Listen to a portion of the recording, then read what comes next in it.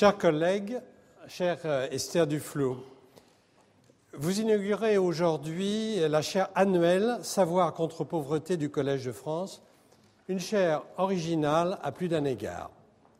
Cette chaire a été créée à l'initiative de notre collègue Philippe Kouiski sur l'idée que la lutte contre la pauvreté exige au départ un élan de générosité et des financements, certes. Mais ceci n'est pas suffisant. La diversité des acteurs, la multiplicité des intérêts, l'indispensable respect des hommes et des cultures font de ce champ de l'activité humaine l'un des plus complexes qui soit. Il faut mobiliser des connaissances qui permettent de comprendre les problématiques à explorer et de s'adapter aux différents terrains d'intervention. Bref, il est essentiel de développer une science de l'action de terrain, de structurer, de partager et d'enseigner les savoirs.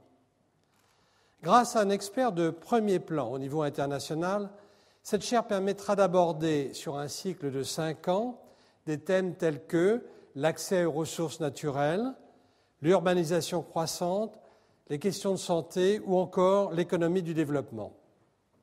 Cette chaire aux ambitions internationales bénéficie du fort soutien de l'Agence française de développement, l'AFD, dirigée par Jean-Michel Séverino et Pierre Jacquet.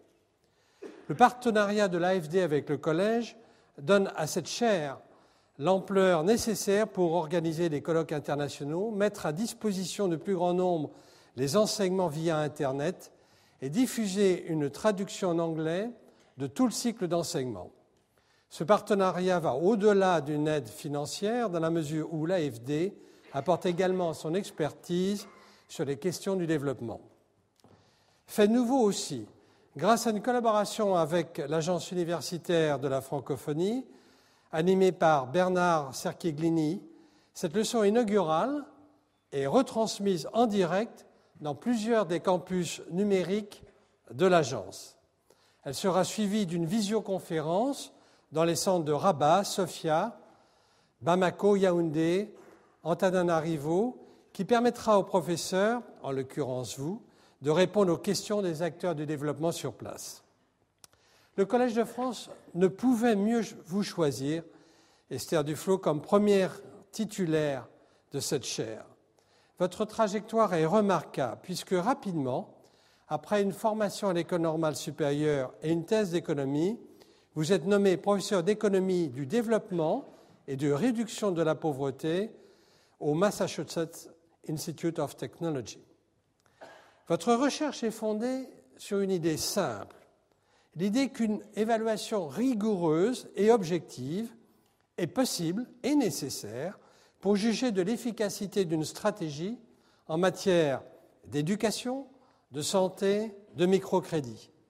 À cet effet, le laboratoire d'action contre la pauvreté que vous avez créé au MIT utilise une méthodologie expérimentale proche de celle des études contrôlées que nous appelons randomisées, employées dans les études cliniques. Ceci dans différents pays, l'Inde, le Kenya, le Ghana, les Philippines, la Bolivie et d'autres. Votre action ne s'arrête pas là puisque vous avez le souci de partager et diffuser vos savoirs et d'influencer ainsi les politiques publiques. Vous voici ici, chez nous, pour une année, pour nous faire partager votre expérience et votre conviction que le combat contre la pauvreté peut et doit reposer sur des arguments objectifs à la base des stratégies qui seront à mettre en œuvre. Merci.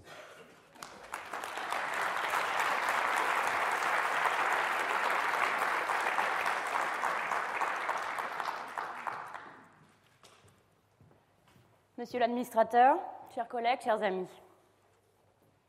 En 2005, 1,4 milliard de gens vivaient avec moins de $1 par jour. Chaque année, au moins 27 millions d'enfants ne reçoivent pas les vaccinations essentielles. 536 000 femmes meurent en couche et plus de 6,5 milliards d'enfants meurent avant leur premier anniversaire. Plus de la moitié des enfants qui sont scolarisés en Inde aujourd'hui ne savent pas lire un paragraphe.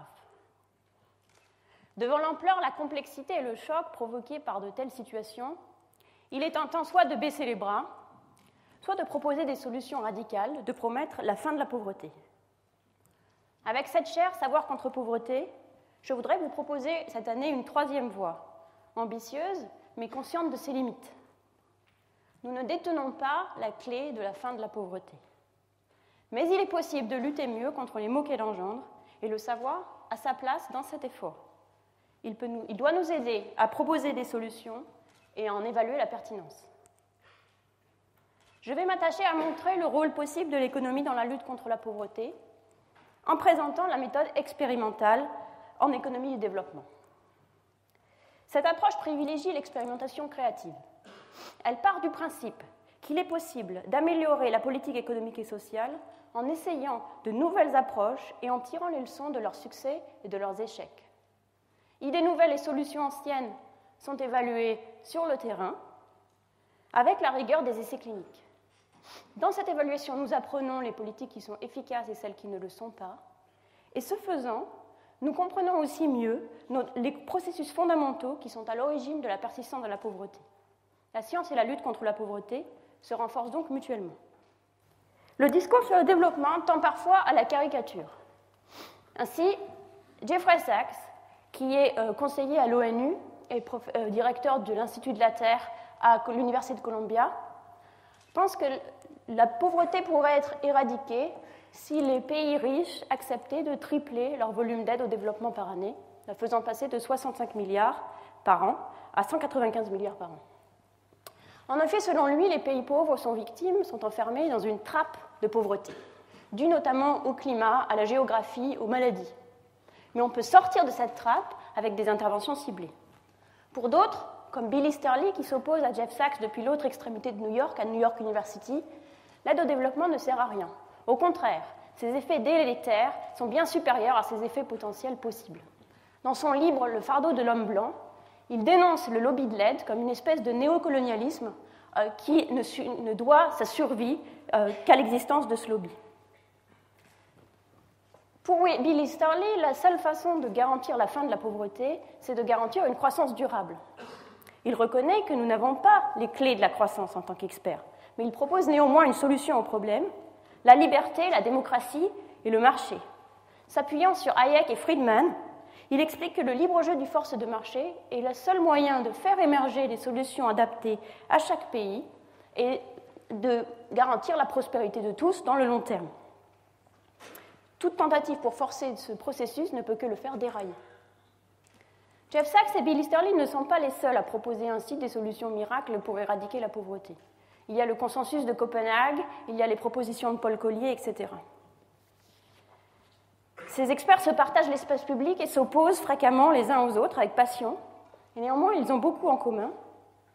En particulier, ils revendiquent une approche qui a une légitimité scientifique et qui en même temps est univoque et n'admet ni la complexité ni le doute. Cette tendance au discours public sur les problèmes de pauvreté à se polariser et à devenir caricatural et manichéen n'est pas particulièrement surprenante. Le discours politique n'admet pas vraiment la nuance. Si Churchill se moquait des économistes, si je pose une question à 5 économistes, j'obtiens 6 réponses, une des 4 premiers et 2 de Keynes. Pour survivre dans un espace public, un discours sur un problème chargé d'émotions, comme la pauvreté, se doit de proposer un plan d'action et une ligne claire. En même temps, comme il s'agit d'un problème dont les gens n'ont pas l'expérience directe, ils attendent aussi un discours légitime d'experts, l'attente d'un discours scientifique et rationnel mais univoque et de préférence polémique sur des problèmes comme celui de la pauvreté est donc forte. Mais polariser et simplifier le discours scientifique est dommageable. La plupart des travaux de ces experts sur la pauvreté n'apparaissent plus dans les grandes revues internationales. Ils ne survivraient pas au comité de lecture. On peut reprocher cela aux grandes revues internationales en disant qu'en insistant trop sur la précision des détails, ils ont oublié la forêt en regardant trop l'arbre. Il est aussi souvent admis que quand le problème est de taille, les solutions doivent l'être aussi. Aux grands mots, les grands remèdes. Et il est plus important de proposer des grands remèdes plausibles que des petites solutions dont on aurait démontré la validité. Alors comment identifier ces grands remèdes ?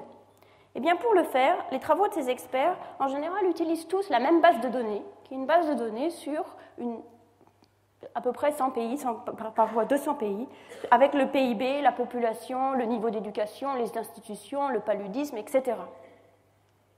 À partir de ces données, ils tentent d'estimer un modèle statistique permettant d'expliquer le niveau de richesse ou le niveau de croissance d'un pays. Ainsi, par exemple, Bill Easterly montre dans ses travaux que l'aide extérieure n'est pas corrélée à une plus forte croissance pour les pays. Il contredit ainsi un papier estimé avec les mêmes données par des économistes de la Banque mondiale qui montrait le contraire. Un autre exemple, Jeff Sachs, montre que les pays qui sont atteints, où l'incidence du paludisme est grande, ont tendance à être plus pauvres. Ils sont contredits plus récemment par Daron Acemoglu et Simon Johnson, qui montrent que les pays qui ont le plus bénéficié de la réduction du paludisme et d'autres maladies infectieuses dans les années 50 n'en ont pas cru plus vite pour autant. Alors d'où viennent ces contradictions ?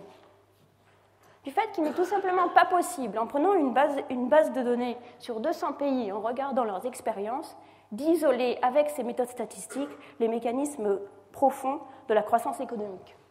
Toute variable peut être cause et effet, ou bien deux variables peuvent être causées par une troisième. Par exemple, les pays qui souffrent du paludisme sont plus pauvres. Mais il est possible que les pays dont les gouvernements n'ont pas réussi à contrôler le paludisme souffrent aussi de tout un tas d'autres mâles. Et donc, c'est peut-être les institutions du pays qui sont responsables de la pauvreté. Ce à quoi on pourrait répondre, ce que Jeff Sachs fait, que si les institutions sont mauvaises dans les pays, c'est précisément parce qu'ils sont pauvres. On a donc fait un cercle complet. Pour sortir de ce cercle, Daron Acemoglu et ses collègues proposent d'utiliser l'expérience historique des accidents de l'histoire qui déterminent pourquoi certains pays ont de meilleures institutions que d'autres. Ils montrent ainsi que les pays où les colons sont morts en plus grand nombre, par exemple le Congo, sont devenus des colonies d'extraction qui, encore aujourd'hui, ont des institutions dysfonctionnelles et sont plus pauvres. Mais qu'est-ce qui a tué ces premiers colons ? C'est précisément le paludisme. Nous voilà revenus à l'étape numéro 1. Il faut bien se rendre à l'évidence. Même avec 2 millions de régressions, selon le titre d'un article célèbre de Saleh Martin, nous n'arriverons pas à percer le secret de la croissance avec cette base de données de pays. Dès lors, même si on était convaincu que la croissance économique est le secret de l'éradication de la pauvreté, en chercher le secret dans l'expérience passée seulement ne serait pas une approche fructueuse. Faut-il donc baisser les bras, s'en remettre et comme nous le propose Bill Easterly, s'en remettre à 7 milliards d'experts pour résoudre le problème de la manière dont il le convient le mieux ? Je ne crois pas. En se concentrant sur le problème trop général de l'éradication de la pauvreté, nous avons perdu de vue la question fondamentale, celle qui motive pourtant tous ces travaux. Comment faire en sorte que vivent mieux le milliard de gens qui aujourd'hui vivent avec moins de $1 par jour ? Si les chercheurs renoncent à la tentation de la pierre philosophale et se concentrent sur des objectifs plus modestes, comment les sciences humaines, et en particulier l'économie, peuvent-elles guider la politique économique de lutte contre la pauvreté ? On entendra ici la pauvreté au sens plus large. La pauvreté n'est pas seulement une question de revenus, c'est aussi une question de manque d'éducation, de manque de santé, de manque de contrôle sur sa propre destinée. Je propose dans mes travaux la place suivante pour l'économie. Elle pourrait avoir un rôle de guide dans le cadre d'un processus d'expérimentation créative sur les politiques de lutte contre ces différents maux. En 1932, Roosevelt, qui est revenu à la mode récemment avec la nouvelle crise, prononcer cette phrase. The country needs, and unless I mistake its temper, the country demands bold, persistent experimentation. It is common sense to try a method and try it. If it fails, admit it frankly and try another, but above all, try something. La lutte contre la pauvreté est une réponse à une crise permanente. La politique économique a besoin d'imagination, alors qu'elle en manque souvent.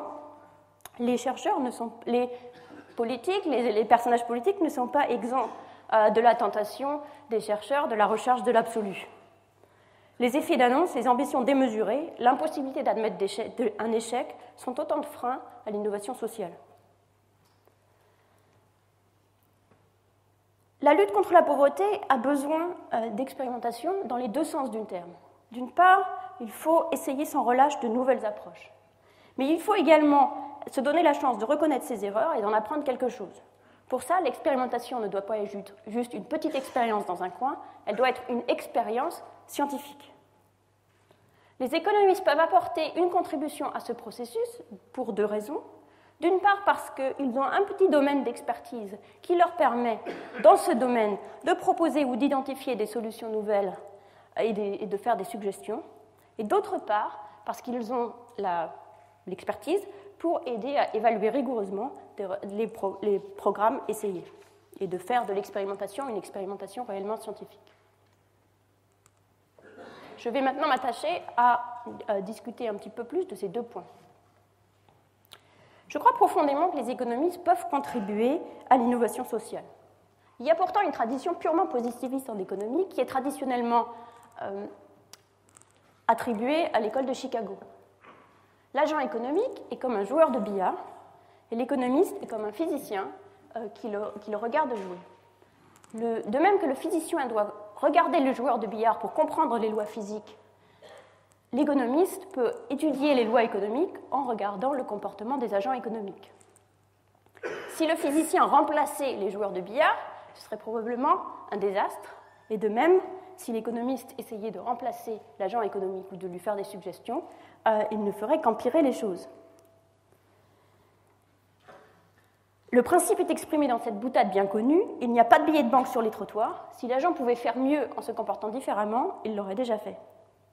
Dans cette vision du monde, tout va pour le mieux dans le meilleur des mondes possibles, même s'il se trouve que le meilleur des mondes possibles n'est pas si formidable que ça. En économie du développement, cette idéologie ou cette vision a été articulée dans les années 60 par Ted Schultz, qui fondait par là l'économie du développement moderne. Reprenant les travaux de Soltaq sur les paysans du Guatemala, il montre que ces paysans sont pauvres mais efficaces, entre guillemets. Autrement dit, ils utilisent au mieux les maigres ressources qu'ils ont à leur disposition et nous n'avons rien à leur apprendre. Abhijit Banerjee montre que cet argument en faveur d'une économie purement positiviste repose sur une image trompeuse de la décision économique et de la place de l'agent vis-à-vis de la décision économique. L'erreur, selon lui, c'est de voir l'économiste comme un scientifique et la décision économique comme un jeu de billard. En réalité, les décisions économiques que nous prenons chaque jour s'apparentent plus au travail d'un artisan que celles d'un artiste. Elles peuvent être améliorées par l'expérience et par l'expertise. Et de même qu'un artisan peut bénéficier d'une expertise technique dans son domaine, de même l'agent économique peut bénéficier d'une expertise. Un exemple intéressant pour étudier ce besoin d'expertise, même dans un domaine où les gens ont travaillé depuis la nuit des temps, est précisément l'exemple choisi par Soltaq et par Ted Schultz, qui est celui de la décision agricole. Quelles semences choisir, combien d'engrais utiliser, etc. Une autre raison pour laquelle c'est une question intéressante, c'est que c'est une question qui correspond à une ligne de fracture idéologique qui regroupe notre opposition Jeff Sachs d'un côté, Bill Easterly de l'autre. Dans les années 60-70, presque tous les pays en développement avaient des subventions importantes à l'utilisation des engrais.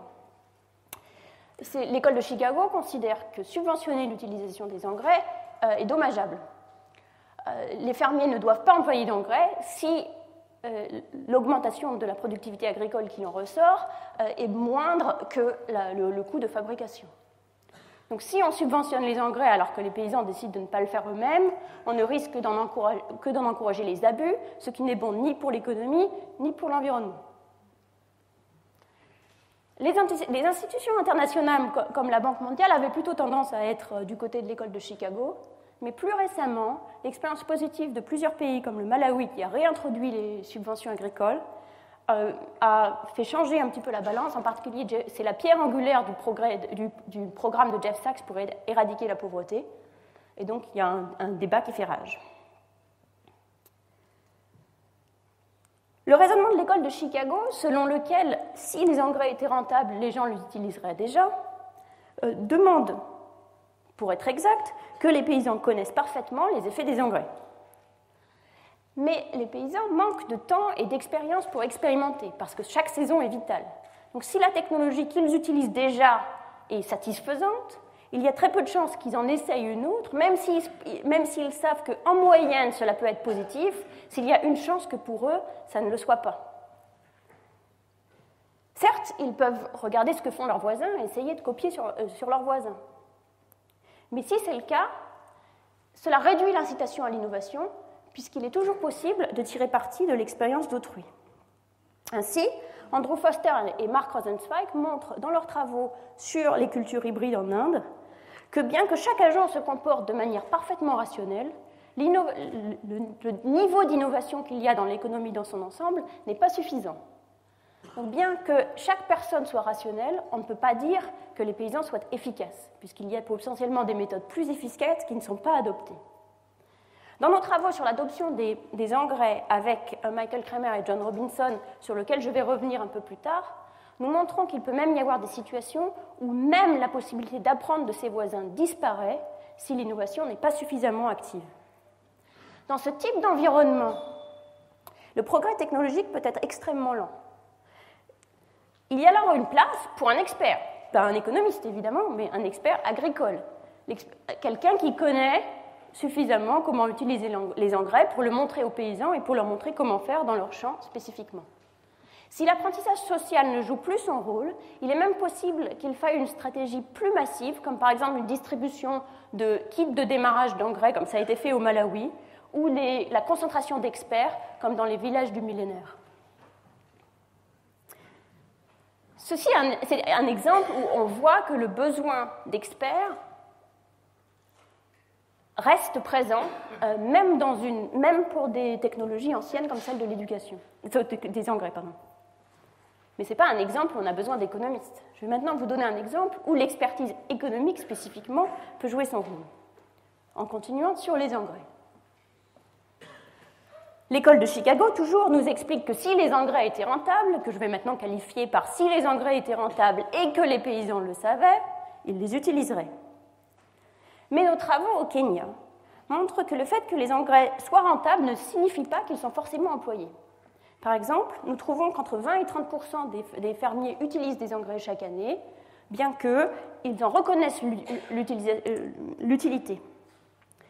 Les fermiers nous disent que la raison pour laquelle ils n'utilisent pas les engrais, c'est qu'ils font chaque année le plan de les utiliser, mais au moment de les acheter, au moment de la plantation, ils n'ont plus l'argent disponible. Le mécanisme qu'ils décrivent est quelque chose un petit peu comme ça. Ils ont de l'argent après la récolte, mais ils dépensent plus que prévu entre la récolte et la plantation. Ils n'ont finalement plus d'argent au moment de planter. C'est ce qu'on appelle la saison de la faim. Il n'est plus question d'acheter des engrais. Tout l'argent disponible doit être utilisé pour se nourrir. Ce comportement rappelle celui des Américains qui remettent toujours à demain la décision d'épargner pour leur retraite, et ne le font en définitive jamais, ou de ceux d'entre nous qui remettons toujours à demain la décision d'arrêter de fumer. Mathieu Rabin et Ted O'Donoghue proposent un modèle d'incohérence temporelle pour expliquer ce type de comportement. Le moi d'aujourd'hui est impatient et impulsif. Il veut profiter de la vie ici et maintenant. Au contraire, quand nous envisageons le futur, nous le faisons avec notre cerveau rationnel. Nous comprenons bien, par exemple, que si nous fumons jusqu'à 50 ans, nous risquons de mourir d'un cancer du poumon à 60 ans. Nous aimerions donc nous arrêter de fumer, mais après une dernière cigarette. Grâce à l'imagerie médicale, des travaux récents suggèrent même que des zones différentes du cerveau sont activées quand nous passons à une décision qui est pertinente pour le présent immédiat et quand nous pensons à une décision qui engage le futur. Quand nous pensons au présent immédiat, c'est les zones émotives du cerveau qui sont activées. Quand nous pensons au futur, c'est la partie calculatrice du cerveau qui est activée. Ceci peut expliquer le comportement des paysans. Juste après la récolte, ils ont de l'argent, ils sont prêts à épargner pour acheter des engrais, mais ils n'en auront besoin que plus tard. Ils donc remettent à plus tard le coût d'aller physiquement acheter les engrais et de réfléchir à quels engrais ils ont besoin. Mais avant que le moment d'acheter les engrais n'arrive, d'autres besoins urgents sont arrivés, d'autres envies urgentes sont arrivées, et l'argent mis de côté pour les engrais est dépensé autrement. Nous prenons donc de meilleures décisions économiques, nous prendrions donc des meilleures décisions économiques si nous pouvions les prendre aujourd'hui et forcer notre moi futur à s'y tenir, comme Ulysse s'attachant pour éviter de partir avec les sirènes. Nous voudrions contraindre notre moi futur à changer de comportement. Le fumeur qui ne peut pas s'arrêter voudrait vendre les cigarettes illégales à partir de l'année prochaine. De même, les paysans qui ont épargné après la récolte voudraient forcer leur moi futur à bien utiliser cet argent pour les engrais et pas pour autre chose. Une manière de les aider à cet objectif pourrait donc être de leur donner une bonne raison d'acheter des engrais juste après la récolte pour éviter que l'achat ne soit remis à plus tard, par exemple en leur offrant une petite réduction ou une livraison gratuite pour ceux qui décideraient d'acheter juste après la récolte. Avec Michael Kramer et John Robinson, nous avons, en partenariat avec une ONG, proposé un programme exactement de ce type, une livraison gratuite à ceux qui choisissent d'acheter les engrais juste après la récolte. Et pour l'évaluer, nous l'avons proposé à un groupe de paysans choisis au hasard dans un groupe de paysans, et nous l'avons aussi comparé à un autre programme, plus traditionnel, qui consiste à proposer une subvention de 50% sur le prix des engrais, mais cela au moment de la plantation. Donc voici les résultats. Vous voyez la fraction de gens qui choisissent d'utiliser les engrais dans la saison où le programme a été proposé, suivant la saison où le programme a été proposé. Le groupe de comparaison, auquel rien n'a été proposé, donc comme d'habitude, 30% des gens utilisent les engrais. Le groupe SAFI, vous voyez que ça fait passer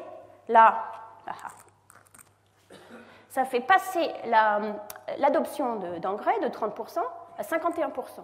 Avec une réduction minime, puisque le coût de livraison des engrais, c'est vraiment pas grand-chose. Au milieu, on a 43%, c'est la réduction de 50%, qui a donc un effet plus faible qu'une toute petite réduction, mais au bon moment. Cela souligne l'importance du moment où les décisions sont prises.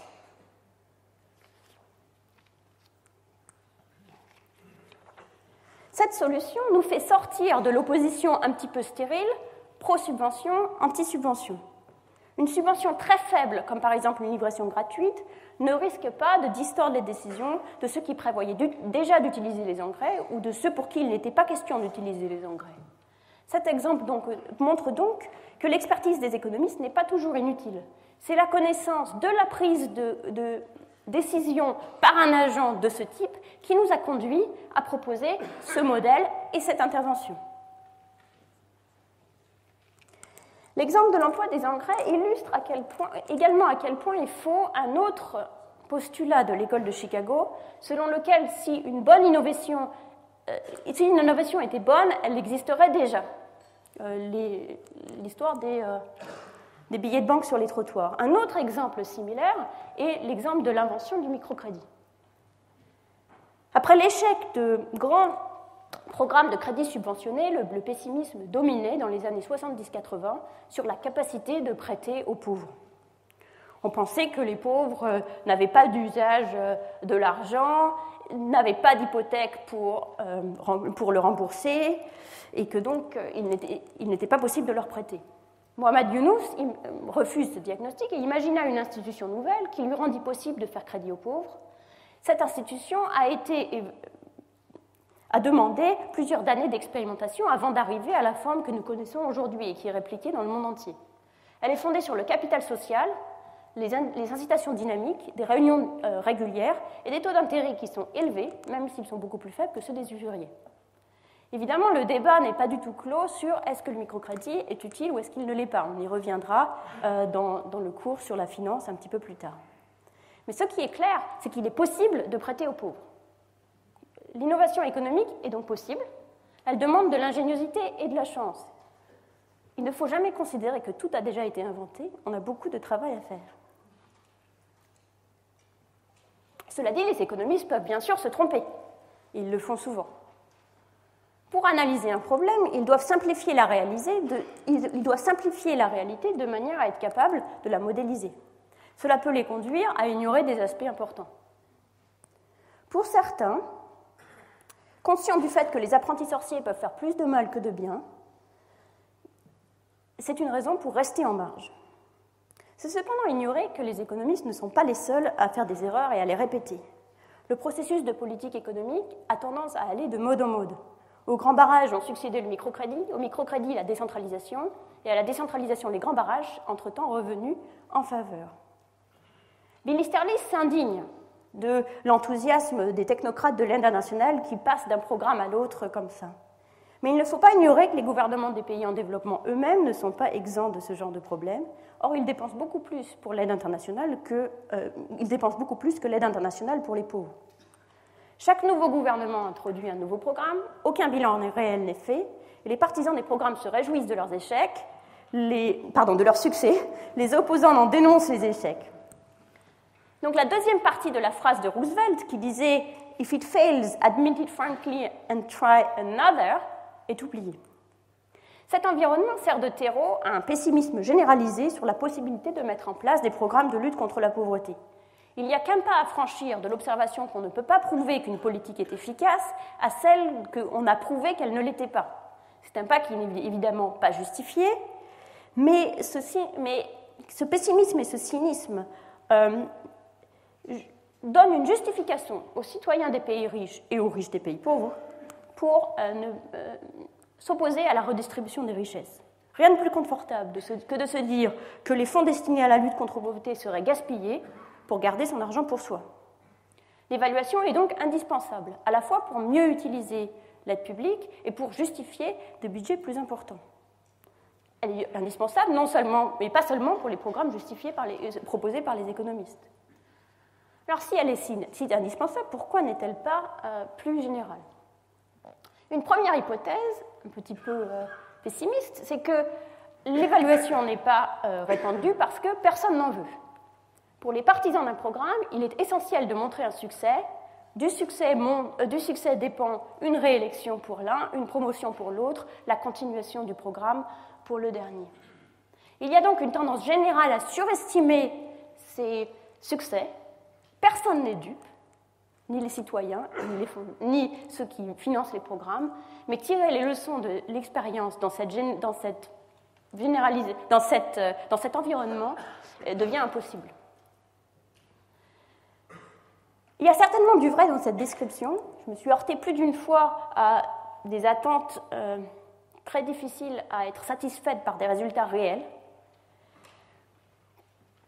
Mais cependant, la raison principale du manque d'évaluation me paraît plus simple et en un sens moins déprimante. Je pense que la plupart des programmes ne sont pas évalués tout simplement parce que l'évaluation d'impact est difficile. Qu'est-ce qu'évaluer ? Les politiques sociales ne sont pas soumises à la sanction du consommateur. La politique sociale, en particulier la politique sociale de lutte contre la pauvreté, est nécessaire quand le marché a fait défaut. Par exemple, on peut vouloir subventionner l'éducation parce qu'on considère en tant que société qu'il est important que les enfants soient éduqués, même si les parents ne peuvent pas payer l'éducation. Mais une fois qu'on a décidé de subventionner l'éducation, ça peut se faire de différentes manières. On peut financer l'école privée, on peut construire des écoles, on peut donner de l'argent aux mairies pour qu'ils construisent des écoles, etc.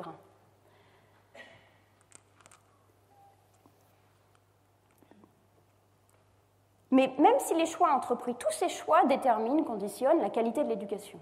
Mais même si ces choix entrepris sont catastrophiques et si la qualité de l'éducation est faible, les enfants pauvres doivent prendre ce qu'on leur donne, puisque c'est la seule option qu'ils ont, puisque c'est précisément pour remplacer le manque d'options par le marché que le gouvernement intervient. Ce n'est que dans les situations extrêmes où la politique est tellement mauvaise que le service donné n'a plus aucune valeur que les gens désertent le service public. Par exemple, en Inde, où il y a une privatisation de fait de la santé publique. Quand on en arrive à un point où les familles n'attendent plus rien du service public, on peut en conclure qu'on a dépensé son argent pour rien. Mais en dehors de ces situations extrêmes, comment s'assurer qu'une politique publique ait un impact? Il y a deux aspects à cela. D'une part, il faut s'assurer que la politique ait été de fait mise en place. C'est ce qu'on appelle l'évaluation de processus. L'argent a-t-il été dépensé? La politique a-t-elle été mise en place? Mais ensuite, il faut se demander si la politique a été mise en place, a-t-elle eu les résultats escomptés ou d'autres résultats? C'est ça l'évaluation d'impact.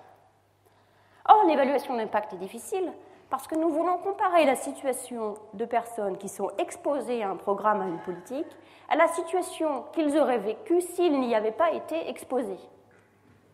Or, nous n'observons pas la même personne dans les deux états. La difficulté consiste donc à construire un groupe de contrôle adéquat. Pour préciser l'idée, je vais vous donner un exemple sur la parité homme-femme en politique. Près de 100 pays ont des règles qui garantissent la représentation des femmes en politique à différents niveaux, du village à l'Assemblée nationale. Quel effet a cette loi? Première question, la question évaluation de processus, est-ce qu'elle conduit à élire plus de femmes? C'est facile à regarder, on peut juste compter le nombre de femmes élues. Deuxième question, plus difficile, la présence des femmes a-t-elle une influence sur les types de politiques publiques réalisées ou sur l'image publique des femmes en tant que dirigeants, qui sont les deux choses qu'on veut probablement affecter avec une telle politique. Or, c'est beaucoup plus difficile de répondre à cette question, parce que les villages qui ont des femmes maires sont déjà différents, puisqu'ils ont choisi d'élire une femme maire. Ils sont probablement moins biaisés contre les femmes, et ils ont peut-être d'autres préférences différentes. Donc, si on compare les villages qui ont des femmes et les villages qui n'ont pas de femmes en tant que maire, on va à la fois attraper l'effet d'avoir une femme maire et toutes ces différences préexistantes. Cette difficulté est le cœur du problème de l'évaluation. Il est difficile de déterminer ex post avec certitude l'impact d'un programme ou d'une politique. Le mode d'attribution des programmes sociaux conduit à un biais de sélection. Les bénéficiaires d'un programme ne sont en général pas comparables aux non-bénéficiaires. Comment résoudre ce problème? L'économétrie traditionnelle utilise des techniques statistiques comme la régression et le matching pour contrôler pour toutes les variables qui semblent indiquer une différence entre le groupe test qui a la politique et le groupe de contrôle. Le problème est que nous ne sommes jamais certains d'avoir toutes les variables pour contrôler. Et dans un environnement comme celui que je décrivais avant, où il y a une tendance à surestimer les résultats, ce problème est augmenté par un autre problème, c'est que différentes techniques peuvent donner différents résultats, et que si on peut choisir sa technique et donc son résultat, le biais de sélection au biais de sélection s'ajoute un biais de tiroir. Les résultats mauvais sont laissés dans un tiroir en attendant un bon résultat. Plus récemment, les économètres ont développé tout un arsenal de méthodes ingénieuses pour tirer parti de situations où des groupes sujets à une politique et des groupes qui ne sont pas sont quasiment comparables. Par exemple, dans le cas des femmes, on pourrait se dire qu'on pourrait comparer des villes où une liste dirigée par une femme a gagné de justesse à celle où elle a perdu de justesse, en se disant cette petite différence de vote qui est due probablement au hasard, peut-être qu'il pleuvait, peut-être qu'il ne pleuvait pas, etc., détermine cette différence et donc ces villages sont bien comparables. C'est une méthode qui est extrêmement utile, elle a été appliquée avec profit à nombre de programmes, mais elle a l'inconvénient de ne pas toujours exister. Il n'est pas toujours possible de constituer ces groupes. On critique souvent la méthode des expériences naturelles en rappelant la boutade de l'ivrogne qui cherche ses clés sous le lampadaire parce qu'il n'y a que là qu'on y voit quelque chose. Le chercheur est réduit à évaluer ce qu'il peut évaluer, pas forcément ce qu'il voudrait évaluer. Une autre solution consiste donc à ne pas attendre que les conditions idéales d'évaluation soient réunies par chance, mais de le créer volontairement. Il s'agit de la méthode expérimentale. La méthode expérimentale fait collaborer les acteurs de terrain et les chercheurs avant même le lancement du programme. Elle consiste à choisir aléatoirement parmi un groupe de bénéficiaires potentiels un échantillon de participants qu'on peut appeler le groupe test. Les groupes qui sont sujets à différents programmes sont donc strictement comparables, ce qui permet de déterminer leur impact de manière très nette en comparant les résultats du groupe test à ceux du groupe de contrôle. Ceci est souvent possible sans créer de difficultés éthiques, pratiques ou politiques pour des programmes pilotes qui ont vocation à être petit et observé, quand le budget est limité, ce qui est très fréquemment le cas quand on travaille avec 2 ONG, quand un programme est en phase d'expansion, auquel cas il est possible de choisir au hasard l'ordre de l'expansion, et enfin, il arrive parfois qu'allouer un programme de manière aléatoire soit considéré pour les besoins du programme comme la méthode la plus équitable. C'est ce qui s'est passé dans le cas de la parité homme-femme en Inde. En 1993, un amendement constitutionnel a prévu que les conseils municipaux doivent être constitués d'au moins un tiers de femmes et qu'un tiers des maires devaient être des femmes. Pour éviter toute manipulation, les villages qui devaient avoir une femme pour maire ont été choisis au hasard. Dans ces villages, seules les femmes pouvaient être candidats. Ces villages sont donc comparables, les villages à qui on a forcé d'avoir une femme maire et les villages à qui on n'a pas forcé d'avoir une femme maire. Et nous avons donc collecté des données pour évaluer d'abord l'impact des femmes maires sur le type de décision prise par les conseils municipaux. Ce que nous avons trouvé ici, c'est que cela fait de fait une grosse différence d'avoir une femme maire plutôt qu'un homme maire. En particulier, les femmes maires prennent des décisions qui sont beaucoup plus à l'avantage des femmes de leur circonscription. Je ne vous donne qu'un exemple, l'investissement en eau potable. Les barres rouges sont les barres où les villages sont contraints à avoir une femme maire. Les barres bleues sont les villages où les villages ne sont pas contraints. Il y a très peu de femmes maires dans ces villages-là. Et vous voyez que dans 2 régions, le Bengale et le Rajasthan, dans les 2 cas, on part de niveaux différents, mais on a une forte augmentation de l'investissement en eau potable dans les endroits où les gens doivent avoir une femme maire. La deuxième question que nous nous sommes posée, c'est est-ce qu'avoir une femme maire, grâce à cette politique de quotas, a un impact sur l'image des femmes dirigeantes? On pourrait craindre que les quotas ne rendent les citoyens encore plus opposés aux femmes, qui leur sont maintenant imposées. Inversement, si celles-ci souffrent d'une image de manque de compétences, leur donner l'occasion de prouver leur valeur pourrait avoir un effet positif. Toute la difficulté consiste alors à mesurer l'image des femmes. Si on se contente de poser la question aux gens, il y a de bonnes chances que leur réponse soit influencée par l'image qu'ils veulent donner d'eux-mêmes ou par leur réaction vis-à-vis des quotas. Nous avons alors imaginé de faire écouter aux villageois le même discours politique, prononcé soit par une voix d'homme, soit par une voix de femme. Et nous leur demandons ensuite de juger le discours. Donc la différence entre les réponses de ceux qui ont une voix d'homme et les réponses de ceux qui ont une voix de femme nous donne une idée de la discrimination contre les femmes. Donc je vais vous montrer les résultats. Donc les barres sont la différence entre le jugement porté à un discours prononcé avec une voix de femme versus une voix d'homme. Et vous voyez que les barres bleues, donc les barres de gauche sont les barres pour les hommes et les barres de droite sont les barres pour les femmes. Vous voyez que les barres bleues qui sont les réponses dans les villages non réservés pour les femmes, sont toutes les 2 négatives. C'est-à-dire les gens confrontés au même discours pensent qu'il est plus faible si c'est le discours d'une femme. Les barres rouges sont les réponses dans les endroits qui ont été réservés pour une femme dans le passé ou le sont aujourd'hui. Et vous voyez que pour les hommes, on a une inversion. Les hommes pensent maintenant que les femmes sont meilleures que les hommes, alors qu'elles ont prononcé le même discours. Pour les femmes, il n'y a pas d'inversion, mais il y a aussi un progrès. Or, ceci a des conséquences politiques importantes. Voici les résultats aux élections municipales des élections de 2008 pour des sièges qui, aujourd'hui, ne sont pas réservés pour des femmes. Et vous voyez les colonnes, la colonne la plus à gauche nous donne les données pour les villages qui n'ont jamais été réservés pour les femmes, et la colonne du milieu pour les villages qui ont été réservés 1 fois, 2 fois. Et vous voyez qu'au fur et à mesure de l'exposition passée à des femmes par le système de réservation, les succès électoraux des femmes sur les postes libres augmentent également. Quasiment inconnue il y a 10 ans, l'évaluation aléatoire est désormais beaucoup plus courante. Dans le réseau de chercheurs que j'anime, le Poverty Action Lab, ou le laboratoire de lutte contre la pauvreté, d'action contre la pauvreté, nous avons aujourd'hui plus de 100 projets d'évaluation en cours. La Banque mondiale, l'Agence française du développement, l'Agence d'aide américaine financent aussi des évaluations aléatoires. La première génération des évaluations de programmes de développement étaient des évaluations très simples qui avaient pour objectif de répondre à la question « qu'est-ce qui marche ?» Une série d'études a ainsi évalué l'impact de différentes variables pour une éducation de qualité, et nous y reviendrons lundi prochain. Au-delà des résultats eux-mêmes, ces expériences ont progressivement fait apparaître la valeur principale de l'approche expérimentale. Elle permet non seulement d'évaluer un programme donné, mais en outre, en travaillant de près avec des organisations de terrain, elle permet de tester des théories.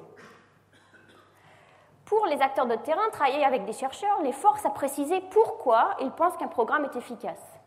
Les chercheurs peuvent alors soit collecter des données sur les variables intermédiaires, soit même proposer plusieurs traitements comparés qui permettent de comparer différentes versions du programme. Cela permet de comprendre non seulement si un programme a l'effet escompté, mais également pourquoi, ce qui est souvent plus utile. Pour les chercheurs, la collaboration étroite avec une organisation de terrain offre la possibilité de passer du rôle d'évaluateur à celui de co-expérimentateur.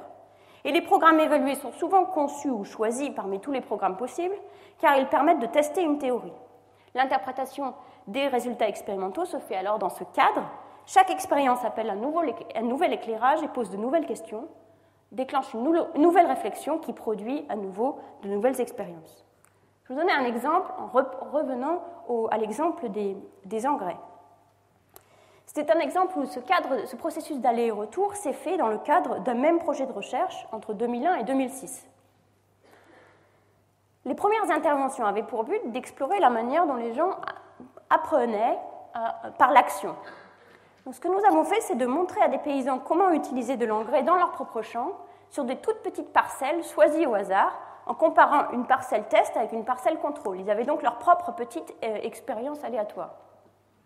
Et ce qu'on constate, c'est qu'après avoir constaté que l'usage des engrais augmentait leur productivité, ces paysans utilisent plus les engrais l'année suivante. Cette expérience permet aussi de tester la vigueur du réseau social. On peut se demander si les amis des paysans pilotes utilisent plus les engrais eux aussi que les amis des paysans du groupe de contrôle. Je vais vous montrer les résultats. Donc vous voyez, les paysans pilotes, c'est la grande barre, 32%, à comparer aux paysans de contrôle, 17%. Donc le taux d'utilisation des engrais passe de 17 à 32%. Par contre, les amis des paysans pilotes utilisent aussi les engrais à hauteur de 17%, pas plus que les amis des paysans contrôle. Ça pourrait vouloir dire... Alors, comment expliquer ce résultat ? Une première possibilité est qu'il est impossible d'apprendre à partir de l'expérience d'un voisin parce que tous les champs sont trop spécifiques. Pour répondre à cette question, ce que nous avons fait, c'est inviter l'année suivante des amis de ces paysans pilotes à assister aux grandes étapes de l'expérience. Et voilà les résultats. Ce que nous voyons, c'est que quand les amis sont invités, ils utilisent les engrais l'année suivante, au moins presque autant que ceux pour qui l'expérience est dans leur propre champ. Il est donc possible d'apprendre de l'expérience qui est faite dans un champ d'à côté. Et si les paysans, s'il n'y a pas d'effet de réseau, c'est parce que les paysans ne se parlent pas d'agriculture dans ce contexte. Nous sommes donc allés le vérifier en posant aux gens des questions très simples sur leurs pratiques et sur celles de leurs voisins. Nous avons constaté que les gens ne savent absolument rien de ce que leurs voisins font en agriculture. Ces résultats sont surprenants. Ils contrastent avec ceux de Foster et Rosenfeld dont j'ai parlé avant. Et il nous a conduit à établir un modèle simple, épidémiologique, de l'innovation sociale. L'innovation est comme un virus. Elle est dans son hôte et elle meurt si elle n'est pas diffusée avant que son hôte ne l'oublie ou meure.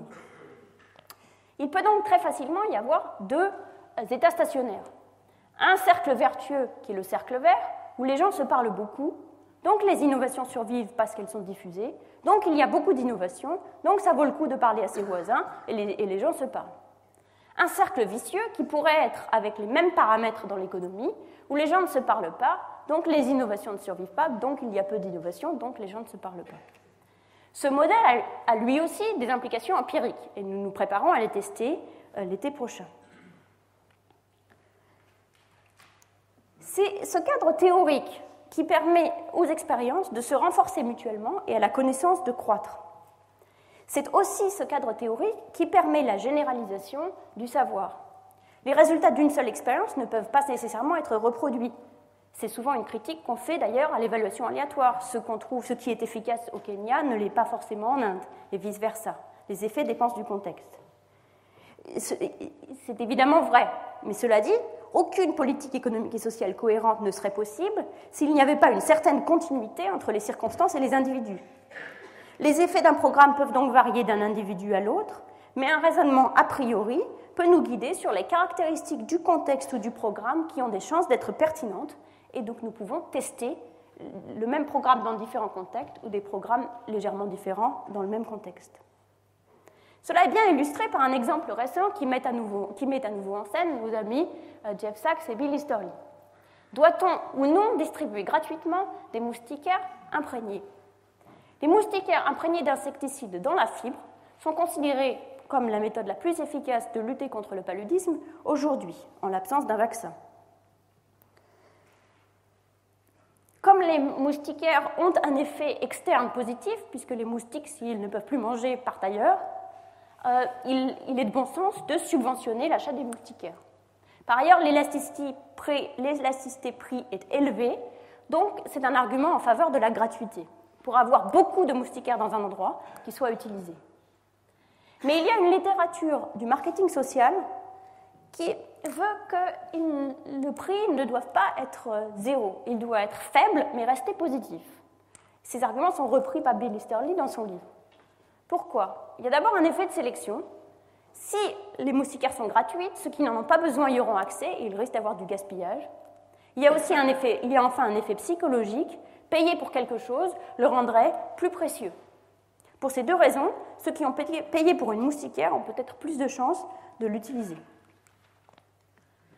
Pour tester ces théories, c'est donc une question empirique, on ne sait pas, il y a des arguments dans les deux sens. Pour tester ces théories, Jessica Cohen et Pascaline Dupas on imagine l'expérience suivante, très simple. Elles ont simplement offert des niveaux de subvention différents dans différentes cliniques de maternité au Kenya. Dans certaines cliniques, les moustiquaires étaient gratuites, dans certaines cliniques, elles étaient offertes à des prix différents, mais tous faibles et plus faibles que celles du marketing social. Le premier résultat est que les achats sont de fait très sensibles au prix. Ceci est le nombre de moustiquaires distribués par mois dans chaque centre de clinique. On a presque 200 par mois quand les moustiquaires sont gratuites, moins de 40 par mois quand les moustiquaires coûtent 40 shillings, ce qui est moins de $1, sachant que le prix de fabrication des moustiquaires est de $6. Donc c'est encore très subventionné. Et donc il y a une très forte élasticité prix. Deuxième résultat, la probabilité d'utiliser sa moustiquaire, qu'elle constate en allant dans les familles pour voir si la moustiquaire est de fait pendue au plafond, n'a rien à voir avec le prix payé. Conséquence qu'elles en tirent, il est plus efficace, même au point de vue d'un rapport coût-bénéfice, de distribuer les moustiquaires gratuitement. Danny Roderick, qui a un blog influence à Harvard, publie ses résultats de ses études sur son titre, sous le titre « Jeff Sachs a raison ». Meadover, qui est un économiste au Center for Global Development et qui aime les prix positifs, proteste et suggère dans le même blog que ces résultats sont spécifiques aux femmes enceintes d'une part et d'autre part spécifiques au Kenya puisque le marketing social était actif depuis longtemps. Ces premiers résultats l'ont donc contraint à affiner sa théorie. Je pense qu'il aurait dit que les moustiquaires devaient être payants toujours et partout, et maintenant ils disent non, pas au Kenya et pas chez les femmes enceintes. Et donc ces nouvelles prédictions peuvent être testées. Pascaline Dupas a reproduit l'expérience sur les marchés, pour les femmes et pour les hommes, trouve le même résultat, et deux réplications ont eu lieu en Ouganda et en Madagascar, trouvant à nouveau les mêmes résultats. Ça ne signifie pas que la réponse soit valable partout et pour tous les produits, mais ce débat a permis d'invalider une théorie trop générale, de la forcer à proposer des raffinements qui sont aussi avérés non valables dans ce cas-là. Mais l'expérience est donc directement utile. En particulier, l'organisme de marketing social qui distribue les moustiquaires au Kenya a décidé de les distribuer gratuitement maintenant dans les maternités, ce qui touche des dizaines de millions de femmes. Mais au-delà de ça, on a aussi appris quelque chose sur une théorie. Les expériences de terrain permettent donc de tester la théorie. Elles sont même, à mon sens, le meilleur moyen de tester la théorie. Nous avons vu que l'évaluation rétrospective nécessite des hypothèses d'identification qui sont souvent fortes et impossibles à tester. Dans les articles d'économie empirique, il est fréquent que les résultats soient décrits par leur auteur comme raisonnables. Mais que signifie raisonnable? Vraisemblablement que les résultats ne sont pas trop étonnants compte tenu de la théorie en vigueur.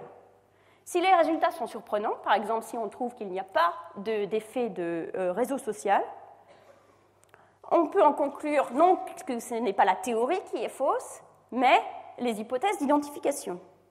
La première réaction de l'auteur, des lecteurs et des éditeurs de revues sera donc sans doute de considérer que l'étude n'est pas bonne. Cela donne au travail rétrospectif un biais de consensus. Plus les résultats renforcent des résultats connus, plus ils ont des chances d'être publiés. Or, grâce à l'allocation aléatoire, la méthode expérimentale ne repose pas sur des hypothèses d'identification fortes. Si l'expérience a été bien faite, ce qui peut être vérifié directement, les résultats sont là.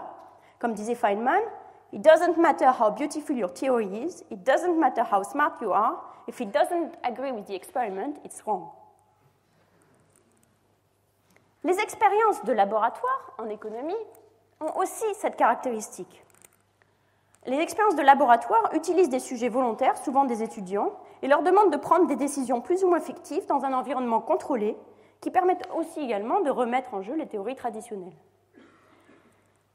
Le laboratoire donne encore plus de flexibilité que les expériences de terrain, puisque dans les expériences de terrain, on est contraint par le fait qu'on agit sur des vrais gens, dans des vraies conditions, et qu'on ne peut pas leur faire du mal. Mais la flexibilité du laboratoire joue aux dépens du réalisme, à la fois des sujets recrutés et des conditions dans lesquelles ils opèrent. La manière dont un étudiant en économie décide de partager les 5 $ que l'expérimentateur vient de lui remettre ne nous apprend pas forcément grand-chose sur la manière dont les gens se comportent dans la vie réelle. Les anomalies identifiées dans les laboratoires ne sont en définitive pas souvent prises en cause par le reste des économistes avec ce genre d'argument. L'expérience de terrain n'a pas ce problème. Les expériences de terrain ont donc un pouvoir subversif que n'ont ni les évaluations rétrospectives, ni les expériences de laboratoire. Ceci est à mon sens leur force principale, au-delà même de la force de l'identification, et une opportunité de faire avancer à la fois la science et la lutte contre la pauvreté. En nous concentrant sur l'expérimentation créative, nous n'abandonnons pas notre objectif de réduire un jour la pauvreté de manière significative. Au contraire, l'évaluation d'interventions spécifiques sur la corruption, l'éducation, la santé ou d'autres domaines est, à mon avis, une étape essentielle vers une augmentation significative de la prospérité pour le plus grand nombre. Et cela pour 3 raisons. La première, très simple, c'est que pour être en bonne santé, il faut être en vie. Et pour être riche, il faut être en vie. Il y a une boutade de Keynes qui est répétée un petit peu à l'envi. « In the long run, we will all be dead ». Mais cette boutade est malheureusement littéralement vraie pour les 2 ou 3 millions d'enfants qui meurent avant leur premier anniversaire de maladies qu'on aurait pu prévenir en les vaccinant. Quel bien fera la croissance économique à ces enfants s'ils ne sont plus là pour en bénéficier ? Plus généralement, il est probable qu'une population correctement nourrie, éduquée et bien portante sera mieux à même de profiter de toute amélioration du climat économique. Une deuxième raison est un impératif politique. La suite de la citation de Roosevelt que je vous l'ai lue tout à l'heure est la suivante. « The millions who are in want will not stand by silently forever, while the things to satisfy their needs are within easy reach. » Et on a vu cela opérer dans plusieurs contextes. Le Brésil, après une croissance rapide accompagnée d'une explosion des inégalités importantes dans les années 60-70, a connu le populisme, l'hyperinflation, des décennies de faible croissance. Il a fallu un Lula pour revenir à une vraie croissance qui soit aussi une croissance inclusive, mais ces décennies sont à la fois perdues et lui rendent la tâche plus difficile. En Inde, les travaux d'Abhijit Banerjee et de Thomas Piketty révèlent une explosion des plus grosses fortunes. Il est vrai que la pauvreté absolue décroît également, mais la qualité des services de base s'effondre. Les systèmes de santé et d'éducation ne sont plus que les ombres d'eux-mêmes. Les citoyens deviennent impatients. En 2004, ils ont infligé une défaite électorale au BJP, dont le slogan « L'Inde brille, India Shining » ne correspondait plus à leur expérience de tous les jours. Le remplaçant du BJP, le Parti du Congrès, a décidé de mettre de l'argent, en réponse à cette défaite électorale, a décidé de mettre de l'argent dans ces services fondamentaux. Mais malheureusement, malgré une volonté affichée et de gros budgets, il n'est pas clair qu'ils arrivent à faire beaucoup mieux. Un exemple, dans le cadre de la mission nationale de santé publique rurale, les fonds attribués à la santé publique ont triplé de 1% du PIB, ce qui n'était pas fort, à 3%. Mais cet apport n'a été accompagné d'aucun effort pour réformer le système de santé qui est miné par l'absentéisme et la méfiance et largement abandonné par les plus pauvres en faveur d'un secteur privé complètement dérégulé. Il y a fort à parier que cet argent déversé dans ce système moribond n'aura que peu d'effet. Le BJP a alors beau jeu de dire que l'argent du contribuable a été gaspillé. Défaut de réflexion et défaut de volonté conduisent au même résultat et se renforcent mutuellement. L'adhésion d'un grand nombre au projet de croissance économique est essentielle et elle n'aura lieu sans que ses fruits soient partagés, une existence digne et accomplie pour le plus grand nombre. L'argent n'est pas suffisant. Pour parvenir à cet objectif, il faut une volonté politique et la capacité de mettre en place les mesures efficaces. Pour ça, l'expérimentation, radicale et courageuse, est nécessaire. La troisième raison est que les estimations microéconomiques sont peut-être la clé d'une compréhension des phénomènes macroéconomiques qui nous permettront d'éradiquer la pauvreté. Nous avons vu qu'utiliser des données macroéconomiques pour tenter de comprendre les ressorts ultimes de la croissance mène, si on ne fait que cela, à une impasse. Cela ne veut pas dire que nous ne puissions pas éclairer les mécanismes de la croissance, mais simplement qu'il faut s'y prendre autrement. Nous avons vu que les expériences aléatoires permettent de tester et d'estimer des modèles microéconomiques. Inscrites dans ce cadre, elles nous permettent aussi d'identifier des paramètres qui peuvent être utilisés dans des modèles macro, de même qu'on utiliserait des blocs de mécanos pour construire un plus gros modèle.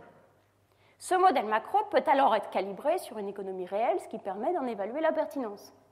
Mais plus les modèles microéconomiques seront fondés et mieux ils sont estimés, plus le modèle macroéconomique aura une chance de correspondre à quelque chose dans la réalité. L'aller-retour entre la microéconomie et la macroéconomie est probablement ce qui peut nous permettre de faire une différence au niveau de l'éradication de la pauvreté. Cette approche en est encore à ses débuts, mais elle me paraît très fertile. Pour conclure, je souhaite pratiquer l'économie comme une vraie science humaine. Une science rigoureuse, impartiale, sérieuse, mais une science de l'homme avec la reconnaissance de toute son imperfection et sa complexité. Une science qui soit humaine, humble et condamnée à l'erreur, mais aussi généreuse et engagée. Je suis profondément honorée d'avoir cette année l'occasion de partager ce processus et cette passion au Collège de France. Je vous remercie.